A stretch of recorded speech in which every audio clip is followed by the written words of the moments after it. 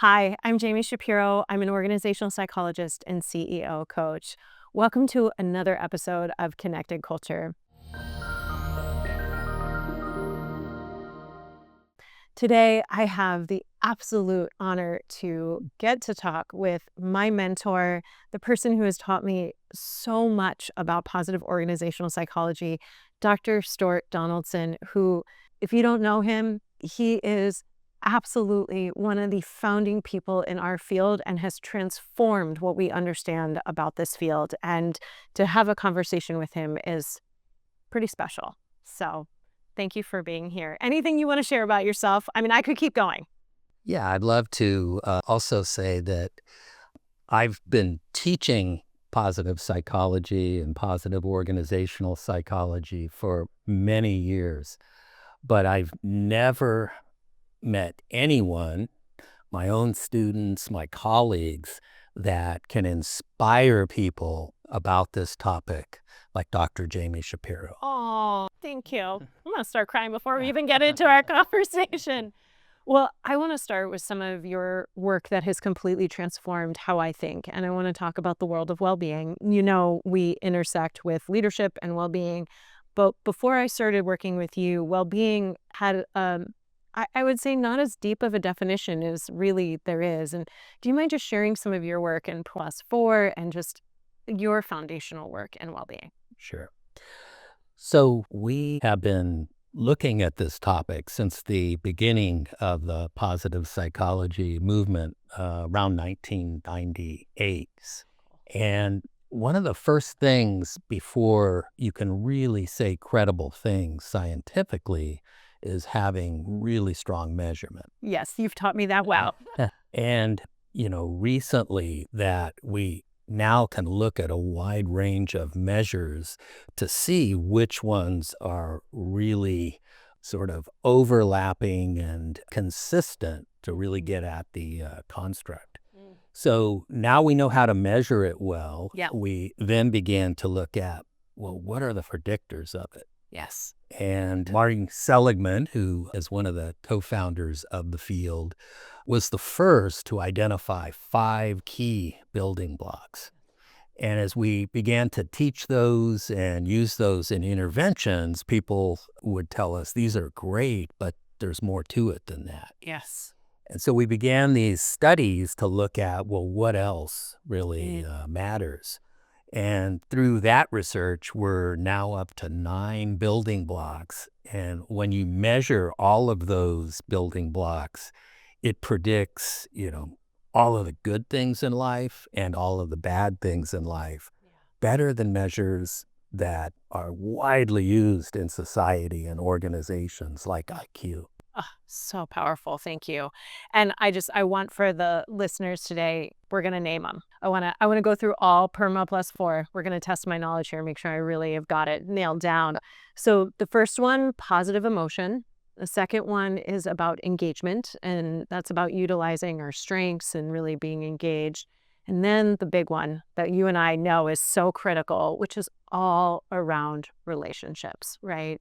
Relationships matter so, so much. And we're seeing across the board with research that connection is really the heart of everything and how we connect with each other. So then we get into meaning, which is so important, and accomplishment is the next one. And then we'll get to the +4. And this is where I'm so grateful because PERMA at first didn't really include the physical body. And you said, no, we need to talk about our physical health, right? And so I'm so grateful that that part came in, and that's all elements of physical health, what we're eating, how we're sleeping, how we're caring for our entire bodies.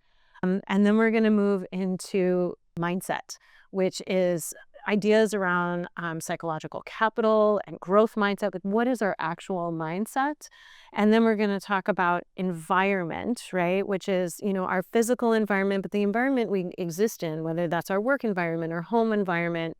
And finally, economic security. And the word that I really appreciate you to say in this is perception of economic security, right? Because economic security should be determined by us, like how secure we feel. How'd I do?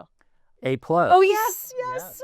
Very good. What has been your greatest surprise around studying the Perma Plus 4? Has anything really shocked you as you've really dived into this research? Yeah. Let me just answer that with two things. The first is, as somebody trained in, statistics and measurement and evaluation, you never get findings this strong that generalize. Right. And so after we found, that this was, the strongest predictor we've seen of, how what a good life looks like, people began to test it all across the globe. And to test something like this, you have to translate the instruments. So we're now up to about 12 different countries that have taken the measures, did a back translation, front translation to get a good measure, taken them out into their cultures, and pretty much the same results have come back. So from a statistical standpoint, this is, been sort of the best thing I've seen in my career. So powerful. The other thing that I think has been surprising is just how in front of different groups, nobody now says anything's missing, that anything on the sort of framework shouldn't be there. Yeah. But what they do say is, depending on who they are, where they are, they value these differently. Yes. And so a lot of the research now is around, how they interact together, how people choose to prioritize, one over another.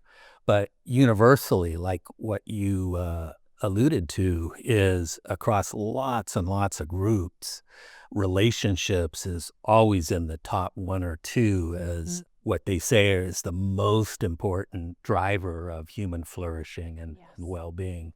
And drilling down in that with you has been just incredible to see what we found and to watch you use it in your consulting practice. Thank you.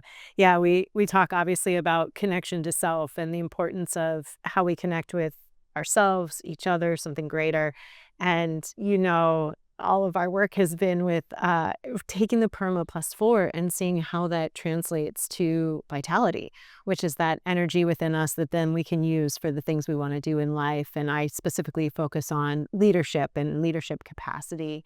You have supported my research from the very first day. When I came in, I said, I want to study this construct called vitality. And I think it's so important, and this energy, and gosh, I just feel it, and I want more science around it. You're so passionate about energy as well. What has led you into that passion for energy and some of the work we've been studying around positive relational energy and positive leadership? Well, let me start with the one-word answer, which is you. Thank you. What's been really interesting to me is I'm trained in organizational psychology and evaluation science. And, we look at very sort of rigorous topics and use very rigorous methods. So when I decided, based on my collaboration and friendship with Mahali to study something like happiness, I could see all of my colleagues, my scientist friends going, what happened to this guy? And then when I started talking about, positive psychology, a lot of laughter and a lot of people that, struggle with that kind of term. So when you first, and one thing I've learned now that I've, mentored a lot of students in my career is not to dismiss ideas till I fully understand them, which means getting down to the measurement level and so forth. So when you first came in with energy, I was like, wow, I can't study that. This girl's out there. She is out there. And it's only recently where it's kind of clicked into the whole model of what I'm doing through the work, the measurement we just did and published on positively energizing leadership. And that ties beautifully to all the vitality work. And to be able to now go into any organization and quickly study energy.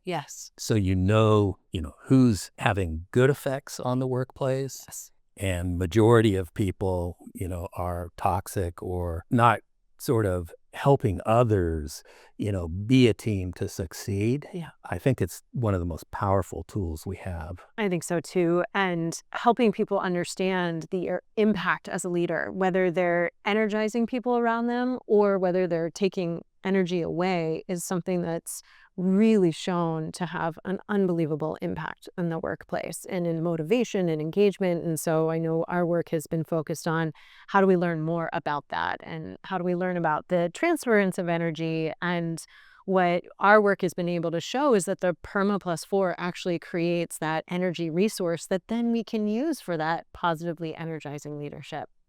So I'm going to take us back because you were there when this field started. And I was talking to a couple people today about why positive psychology emerged in the first place. Any thoughts there that you want to share of like, why did this whole field start to emerge? Couple ways I've thought about that over time, but one of them is that the focus of psychology and the social sciences until this field emerged was so much 80 to 90% focused on solving problems, understanding deficits, that we had put none of our scientific resources into the opposite around, what are human strengths, what's possible, who is exemplary, what companies, make a big impact on the world. And a lot of speakers would talk about related topics, but nobody had really studied that. Yeah. And so when the vision was first described, we didn't think it would take off, faster than any other field we know of in recent times. Yeah. But there was a real need for this. And the more that we've studied it from this side, we're learning a lot more about the opposite side as well. It's not just, looking at the positive, it's looking at the full range of human experience. Oh, so powerful. And you've made so many contributions to this field, and especially in the workplace and understanding how do we create thriving human flourishing in the workplace. Is there anything that surprised you in your work within organizations? Because you do not only research, but you work with organizations helping to bring this to life, helping people really understand how to apply the science. Anything that surprised you? You used to say a lot when we first started working together was how important it was to study leaders. Yes. And I've always been someone that tries to study all levels of a organization or a community, and leaders are one. When we go into the context of, corporate America, there's something in me that, says they're the leaders, the CEOs are not, let's say, the highest priority people that need to know about positive psychology to improve their lives. They got it good, especially, on the economic security.